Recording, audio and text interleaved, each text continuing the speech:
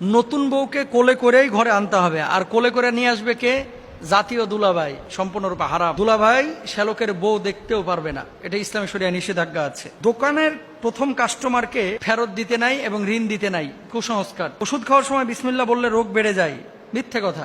জোড়া কলা খাইলে যমজ বাচ্চা হবে, তো ভালো তো এটা।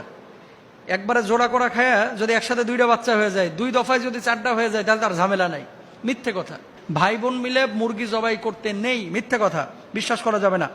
ঘরের ময়লা পানি রাত্রে বাইরে ফেললে সংসারে অমঙ্গল হয়, সংসারে বরকত থাকে না।